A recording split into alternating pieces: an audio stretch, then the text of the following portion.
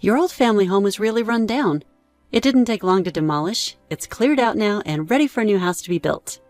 Haley blurted out over the phone that she had destroyed my beloved family home. Despite my protests, she went ahead and did it anyway. I was shocked as I looked at the pictures sent to me. My name is Grace. I'm 30 years old. I married Liam 2 years ago. Liam has been on a work assignment in a different region for about a year. I couldn't move with him due to my job, so with a heavy heart, I let Liam go alone. We were still in our honeymoon phase, missing each other terribly, but his assignment was soon to end. "Just a little longer. When you're back, I'll make your favorite pulled pork every day. I'll give you a shoulder rub every day in return." We had such conversations daily on WhatsApp or over the phone. But my buoyant mood was dampened by frequent calls from my mother-in-law, Haley. Haley really disliked me. She was the kind of horrible mother-in-law who started harassing me even before we were married. My father-in-law passed away when Liam was a student, and Haley lived alone. She insisted on living with us after our marriage, but having been treated badly by Haley from the first meeting, I was strongly opposed, and Liam, seeing her relentless harassment, firmly refused to live with her. But Haley wouldn't accept it, often showing up at our place unannounced, saying things like, "You're really slacking on the housework with Liam not around, aren't you? There's dust everywhere. I offered to live with you because you obviously can't handle these things, but with this sloppiness, it's hopeless. Your job isn't anything significant, right? You're just a useless woman, incapable of anything. You should live with me." I feel so sorry for Liam. She'd hurl such abuses and leave. Tired of this daily ordeal, one day, Haley called. "Hey, your family home is empty, right? What are you planning to do with it? Surely you're not thinking of selling it?" My parents had died in a car accident last year, leaving the house unoccupied, as Haley said. "No, we're not selling it. Liam and I plan to live there. He's coming back soon, and we're thinking of moving in once things settle." The house was in the suburbs, well-connected and surrounded by just enough nature, making it a safe environment for raising children in the future. "Planning to live in a house? Just the two of you? How cold-hearted, leaving me, a pensioner, alone. I won't allow it. That's a sizable piece of land, isn't it? I've been there before. It's too luxurious for just you two. I'll be living there too, so count me in." As expected, the conversation turned in that direction. Haley never gave up on the idea of living together, and I sighed. Liam and I were talking about buying a house anyway, since our apartment will be too small if we have kids. It's just a coincidence that my family home was available. It's not a big house, and there's no room to spare for you, Haley. And who says we'll only have one child? Liam and I want as many as we can. I had no intention of saying yes, no matter what she said. "You always find excuses to leave me out, but Liam wants to live with me. He's always loved me. Right now, he's just under your influence, but deep down, he prefers me." That was not the case at all. Liam always kept his distance from Haley, who was always bossy towards others, especially since she started harassing me.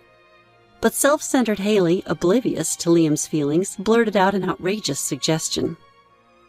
"If the problem is that there aren't enough rooms, why not just rebuild the house? How old is your family home again? It was built by your grandfather, right? It might be quite old. Perfect. We'll build a big house so that I can live there too, no matter how many children you have. This solves everything.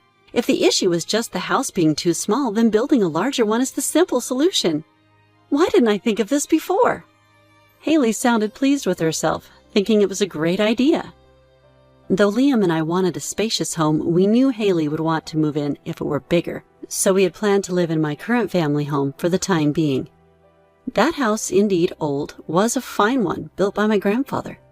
It had a charming traditional feel that both Liam and I loved. The thought of demolishing it for Haley's sake was absolutely unacceptable. "I'm not considering rebuilding. I'm sorry. We can't agree to your suggestion, so please give it up." I tried to be as clear as possible to prevent Haley from getting her hopes up, but it seemed to fall on deaf ears. "I'm not listening to your opinion. I'll go check it out myself, so give me the address. It's about an hour away by bus, right?" Haley had harassed me even before we were married, so my parents were wary of her. She had never been invited to our family home, nor did she know its location. Now more than ever, I couldn't tell her. I can't give you the address. We will live there as it is, and we cannot live with you. No matter how much she berated me, I was determined to prevent any cohabitation or rebuilding, and I made my stance clear. Haley seemed to grow frustrated, reverting to her usual habit of clicking her tongue. You really lack charm, getting all high and mighty just because I'm being calm. I don't need your help to find the address. Trying to stay calm, I replied, even asking Liam is pointless. Things won't go as you wish, Haley. I tried to make her give up, but she continued. It's not about that. Liam is probably just following your orders, so I'm not counting on him.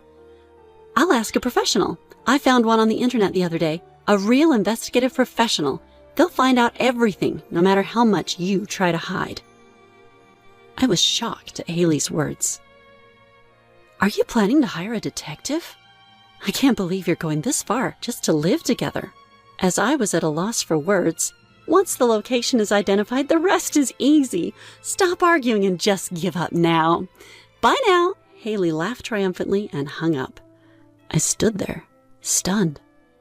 A professional would easily find out the address.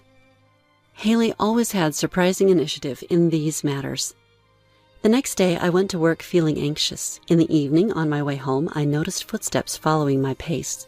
Thinking it couldn't be, I turned around and saw a man in a cap hiding behind a telephone pole. I gasped. Frightened, I started to run, and the man ran after me. I stopped abruptly and turned around again, and this time our eyes met. We faced each other for a few seconds in silence. Then the man spoke first. Well, it doesn't matter. You probably know who I am. Hired by Haley, right? The man easily admitted he was from a detective agency.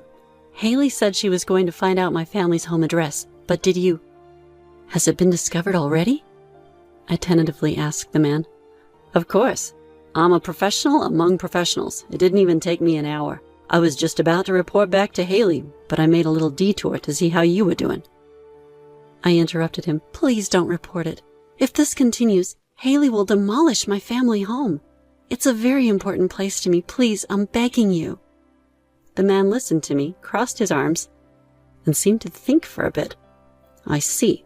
I was wondering why, even though I asked many times, the purpose of the investigation wasn't disclosed.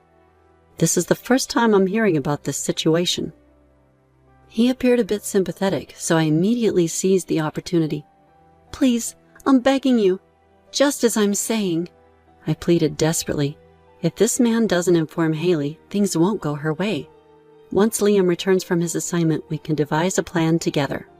With that clinging hope, I continued to beg, but the man's response was ruthless. I can't do that. I'm employed by her, and fulfilling the objective is my mission. Your circumstances don't concern my job.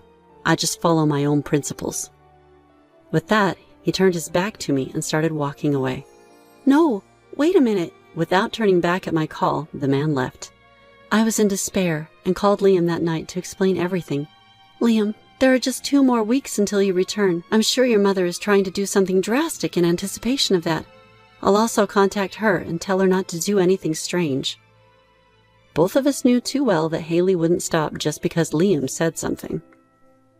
I'll go to our family home every day to watch if Haley tries anything. Whether I was there or not, it probably wouldn't matter to the forceful Haley, but that was all we could do. Since then, I've been stopping by our family home after work, checking for any signs of trouble. I have a feeling something might happen this week. I'll go to the family home early in the morning and keep watch while cleaning inside to see if Haley shows up. I contacted Liam with a bad feeling and spent the weekend at the family home from early morning. A week had passed since Haley found out the address. It was evident that she would take some kind of action. I was determined to fend off Haley, but nothing happened in the morning or even after lunch. There was no sign of her. And finally, it was getting towards evening. It doesn't seem like anything will happen today. I'll come again tomorrow morning, I muttered to myself, planning to wait a few more hours and then head home if nothing happened. Just then, my phone rang unexpectedly. It was Haley. Hello, I just finished. I feel so refreshed. Confused by Haley's cheerful voice. What have you finished? I asked back. Oh, you don't understand? You're really slow. I've demolished your family home. It's all cleared out now. Very refreshing. I'm going to start working on the new house right away. Oh, and leave the design to me. My mind was full of question marks. I was right there, in my family home. Of course, the house was intact, and I was inside. What do you mean? Thinking it was a bad joke, I looked out the window, but there was no sign of Haley. Where are you, Haley? I'm at the family home. Haley laughed loudly, ignoring my confusion. What are you talking about? Stop playing dumb. Your family home is gone, without a trace. It's impossible for you to be inside. No matter how much you bluff, the house won't come back. I was finally beginning to grasp the situation, but it was an unbelievable fact. I hesitantly voiced my fear. Could it be? You demolished the wrong house? My family home is still standing. Whose house did you destroy? It definitely wasn't mine. The laughter in Haley's voice stopped, followed by a long silence. No. You're kidding, right? I made a mistake? That's ridiculous. That man assured me this was your family home and sent me the address. Haley recited the address given by the man and even sent a picture. But it was a completely different place I had never seen. Unfortunately, it seems you were misled. Haley, you've demolished someone else's house. Realization hit me. Why had the man who insisted on completing his job reported a wrong address? But at least I was safe. What should I do? I destroyed someone's house because of that man. Haley, now in a panic, seemed too troublesome to deal with any further, but to understand the situation, I drove to the scene. Arriving, I saw Haley confronting what seemed to be the house owner, engaged in a heated argument. The owner, understandably furious, looked ready to explode. If I returned home to find it demolished, I would have fainted. But the owner, resembling a mafia boss, glared down at Haley with crossed arms and an intimidating voice. I'm not to blame. It's that man's fault. Sue him, not me. Haley, dripping with cold sweat from fear, was shouting. I was observing from a distance when suddenly someone tapped my shoulder. Turning around, I couldn't believe it. It was the man who lied to Haley. Ah, you're from the detective agency. The man approached Haley and asked, Am I the bad guy you're talking about? You! Haley yelled, her hair disheveled in anger. Damn it! How dare you lie to me, you con artist! Give me back my money! Isn't this a breach of contract? I'll sue you! You're going to pay for rebuilding this house too! Haley lunged at the man, but the homeowner restrained her. The man, calm and collected, unlike Haley, said, Aren't you mistaken? I've already annulled our contract and returned the fee promptly. Hence, I'm under no obligation to tell you the truth. And as for this house's demolition, it was under your instructions, not mine. Turning to the homeowner, the man continued, Will you take this lady away? Even if she's asked to pay for the house rebuildings and damages, she likely doesn't have the means. She'll have to work hard to make the payments. The homeowner nodded deeply and signaled to his young followers to take Haley to the car. Wait! Stop! Where are you taking me? It was just a mistake about the house. Please forgive me. I didn't mean any harm. Say something, will you? Haley desperately sought my help, but I was too overwhelmed by the rapid turn of events and could only stare at the man, speechless. There's no need to say anything. She tried to set you up. Let her make amends for her cruelty towards you in her future life. Being focused on labor, she won't have the leisure to demean or use someone again. The man, looking entirely different from when we first met, gazed at me intently. Ah, right. I haven't introduced myself. Sorry for the late greeting. My name is Noah. Don't you remember? With a kind smile, he added, Noah, that's what you used to call me, and we played a lot. My parents were always working late, and you looked after me, left alone at night. You took care of me like a brother, helped with homework, and even treated me to meals. Thanks to you, I never felt lonely. I really appreciate it. I had an epiphany all of a sudden. The person in front of me was, indeed, Noah. I moved away to the countryside without ever expressing my gratitude for that time. I've been searching for you ever since. The reason I worked at a detective agency as an adult was because of that. I was just in time to protect your family home. The owner of the house Haley destroyed is someone I had previously helped on a job. They're from the so-called underworld, but they shouldn't rough up ordinary people, so please don't worry. However, Haley will have to face the consequences of her actions. I barely managed to comprehend Noah's story. "Thank you, Noah," was all I could muster. "It's me who should be thanking you. Thank you, Grace." With those words, Noah left. Afterwards, Haley had to work like a rag from dawn to dusk for the mafia landlord, rebuilding the house and paying for damages. Having always thought about exploiting others, insulting and attacking them, Haley was probably working legitimately for the first time in her life. It might sound harsh, but the debt she accumulated was too great. Paying it off for a lifetime was only natural. That night when I called Liam and explained everything, "Noah must really have cherished you, Grace, to remember a favor from over 20 years ago. But knowing you, I'm not surprised you did something like that. In fact, I realize you've always been kind to others. That's my Grace for you," Liam said, sounding proud. I had to admit I had completely forgotten about Noah until today. For me, playing with Noah was just something natural, but for Noah, those moments had become priceless memories. Knowing this warmed my heart. Since then, Noah's been keeping in touch with us, occasionally sending messages. Excitingly, Noah is getting married soon. With those beautiful eyes of his, he must have found a wonderful woman. Feeling joy for someone else's happiness as if it were my own is truly a blessing. Liam and I jumped for joy, sharing our happiness. Surely, Noah will be delighted about the new life growing inside me. Just the thought of it makes my heart leap with joy.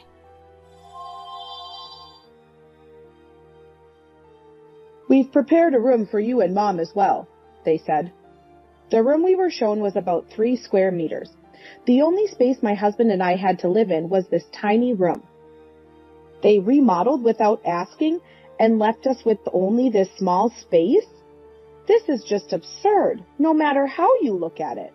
My husband and I objected, but our son wouldn't listen. Worse yet, "If you don't like it, then leave," his wife went as far as to say. Don't joke with us. How much more do they intend to mock us? If that's their attitude, we have our own plans too. And so my husband and I decided to take revenge in a certain way.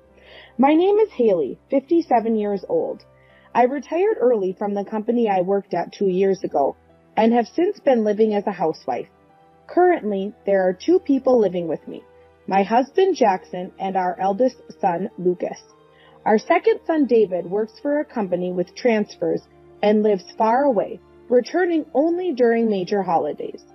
While I do feel lonely, Lucas living with us helps ease that feeling. However, there's one complicated reason. Lucas, who lives with us, is not our biological son. He is the son of my sister and her husband. They once went on a road trip and were involved in a fatal car accident. Lucas, who was sitting in the back seat, was the only survivor. At the time, he was about to start elementary school. I remember my sister happily talking about the backpack she had just bought for Lucas. Lucas had no other relatives, and we decided to take him in after discussing it with Jackson. At that time, we didn't have children of our own and were living comfortably. When we took in Lucas, Jackson kindly told him, "From today, we're your parents. You can rely on us any time." "You mean you're my mom and dad?" "Yes, that's right. We'll take full responsibility as your parents no matter what, so don't worry about anything." "Okay, thank you, Uncle and Aunt." Back then, Lucas still referred to us as Uncle, Aunt, he said. But by the time he reached middle school, Dad, Mom, he started calling us. During those years, our second son, David, was born, and we became a family of 4. Though David is the only one away now, it doesn't change the fact that we're a family of 4. Blood relations don't matter. Having Lucas with us makes every day a joy for both Jackson and me. One day, Lucas suddenly said, "I want to introduce someone to you," and brought a woman home. "Mom, Dad, this is Natalie, my fiancé." "Fiancé?" Wait a minute, Lucas. You didn't tell me anything about this. I kept it a secret for a while, but I'm thinking about marrying her soon. So sudden. What do you think, Mom? Well, yes, but Lucas is grown up, and if he's serious, I guess it's fine. Thanks, Mom. I'll try my best with Natalie to become a couple like you and Dad. Lucas said this, exchanging a smile with his fiancée, Natalie. It was the first time I saw him looking so happy, and it made me feel happy too. That date ended with just an introduction, and we planned to discuss the wedding details later. But a few days later, I was at a department store and decided to grab lunch. When waiting for the food I ordered, I heard a young woman shouting from a table at the back, "Hey, how long are you going to make me wait? The food is mediocre, and it takes forever just to bring the desserts. Unbelievable. Listen, we are customers, you know. If we've waited this long and the food is bad, I expect a refund." The unreasonable complaints caught the attention of everyone in the restaurant, including me. Then, I couldn't believe my eyes. Is that Natalie? Yes. The complainer was Lucas's fiancée, who visited us a few days ago. Gone was the pleasant atmosphere from her visit. She seemed like a completely different person. Looks very similar, but could it be someone else? Natalie wouldn't say such things, or would she? But she looked and sounded exactly the same. I didn't want to believe that my son's chosen woman could be like this, and doubt clouded my mind. However, the doubt was dispelled when a friend sitting with her called her Natalie. At that moment, I was certain she was Lucas's fiancée. That night, when Jackson came home from work, I explained everything to him. So, it was Natalie. She was so unreasonable. I felt sorry for the staff. Are you sure it wasn't a mistake? She seemed like a nice, modest girl when Lucas brought her over. I thought it was someone else too, but her friend called her Natalie, and they looked and sounded exactly alike. It can't be a mistake. But what can we do? Lucas has already decided to get married. Yeah, but... Confronted with this sudden issue, an indescribable unease washed over us. Yet, we couldn't just overlook it. Jackson and I decided he should talk to our son about it. But from his perspective, she was the woman he had chosen and loved after his own assessment. No matter how desperately we parents tried to explain, it wouldn't be easy for him to believe us. In the end, Jackson's plea was in vain, and Lucas didn't change his mind. Instead, it almost seemed like we were the bad guys when he asked, "Do you dislike her that much?" Since we all lived together, we didn't want the atmosphere to become too hostile. Reluctantly, Jackson and I decided to give up convincing him and not to say anything further. Since then, despite their marriage plans progressing steadily without any particular issues, one day, Lucas invited Natalie over again and started a conversation in front of us. "Mom? Dad? I have something important to discuss today." "Something important? What's going on, Lucas? You're so formal all of a sudden." "Well, actually, I've been thinking about remodeling this house for the future." "Remodeling?" Caught off guard by this unexpected proposal, Jackson and I were momentarily stunned. Regardless of our reaction, Lucas continued. "You and Mom are getting on in years, right? I think it's better for young people like me and Natalie to live together with you. It's safer if something happens, right?" "That might be true, but why live together? Wouldn't it be better if you two stayed in a nearby apartment or something?" "Actually, it was Natalie's suggestion." "What?" "She said, I want to live with Jackson and Haley because I'm worried about them. Isn't it great to have such a nice girl as your daughter-in-law? You must be happy, right?" Yeah, I guess so." Still bothered by the recent event, Jackson and I instinctively exchanged glances.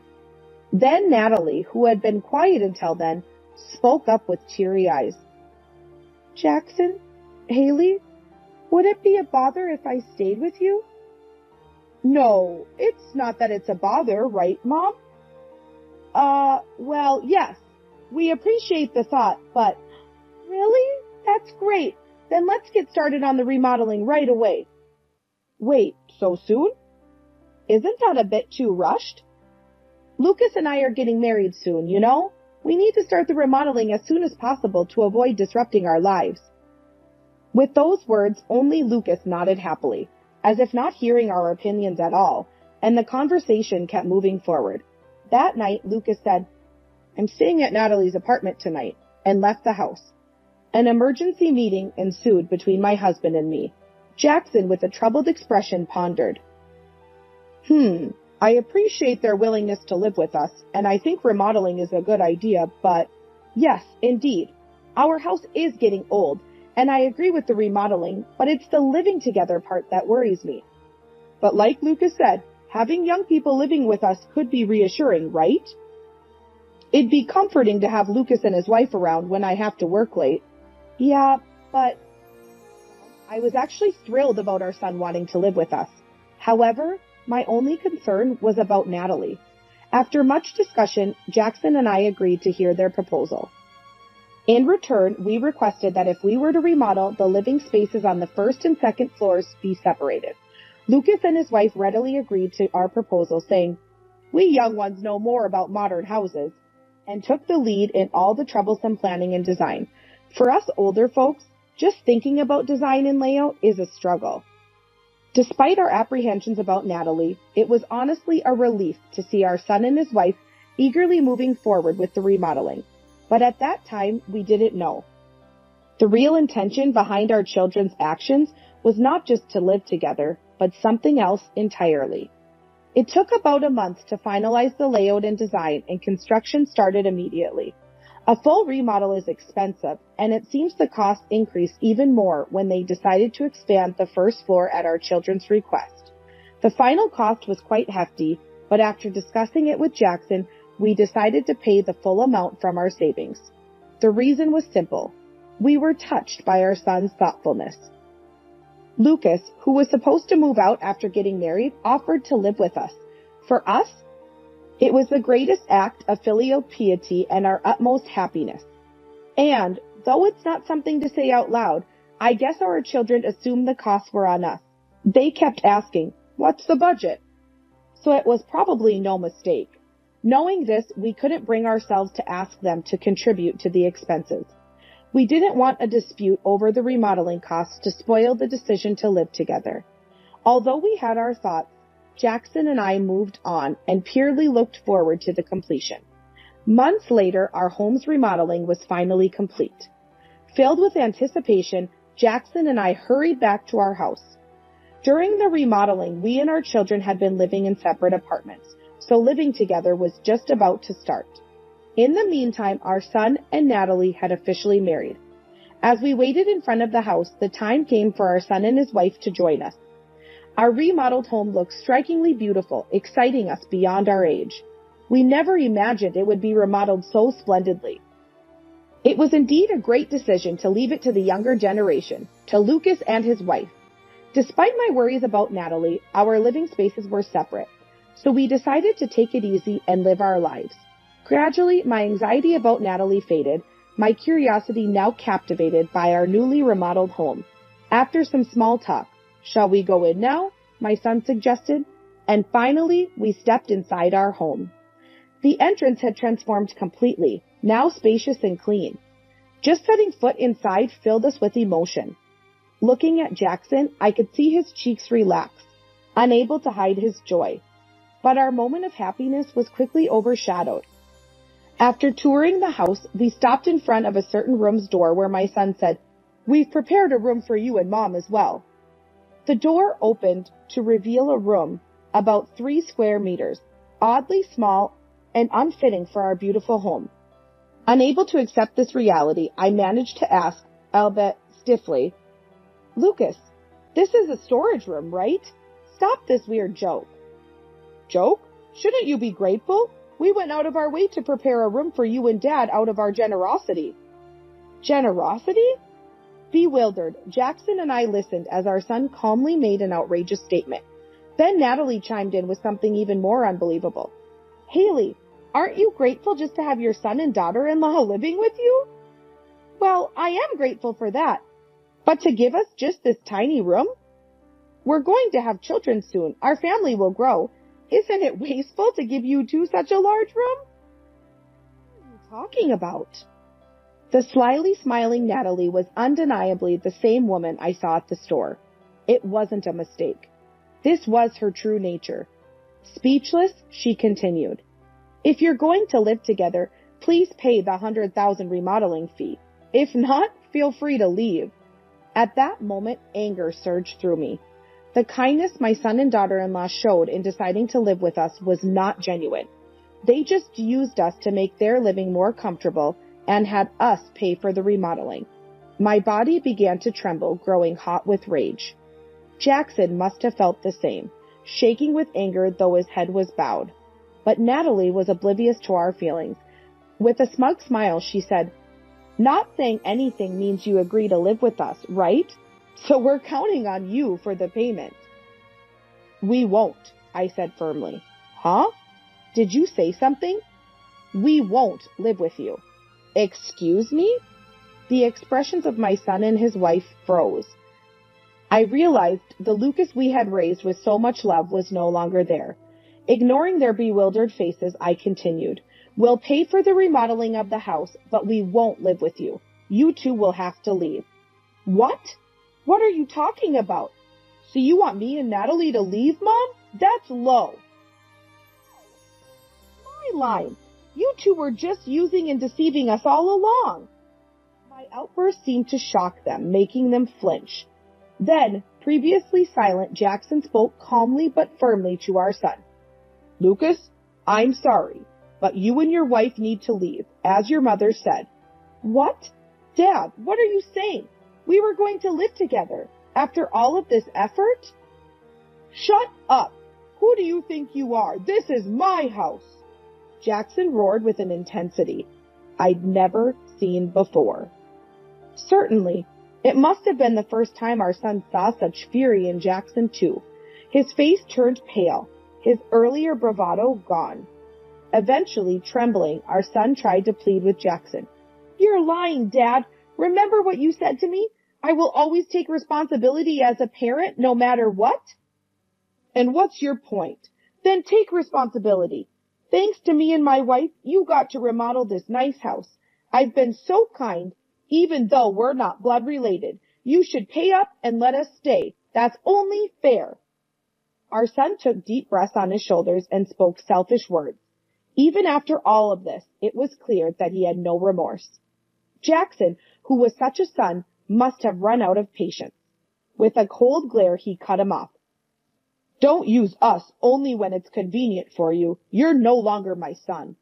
"What? What did you say?" "A person who only thinks about their own benefits and money. A despicable person like that is not our son. And who owns this house anyway, huh? Even those remodeling papers you brought. I signed them without knowing the details. I'll pay for the remodeling, but you have no right to live here. Get out now, you scumbags." Jackson forcefully pulled them by the arms towards the entrance and threw them out the door. What happened to our son and his wife afterward is obvious. The house was in Jackson's name, a fact that wouldn't change, no matter how much they protested. Apparently, they hadn't expected us to refuse to live with them and had already spent their savings. When trying to contract a new apartment, they had to borrow from a loan shark to make ends meet. With Natalie having quit her job, their life quickly plummeted to rock bottom. They would likely struggle with debt for a while. Remodeled home, the infamous room became a storage room, and we freely used the rest of the spacious house. Considering how to make the best use of all the space, we got news of David's transfer to the headquarters within commuting distance. We decided to live together, proving that blood relation isn't everything. I believed that and treated Lucas accordingly, but a relationship based only on exploitation is not worth keeping. It's better to cut ties. From now on, we want to live a happy life with our one true son who truly cares about us.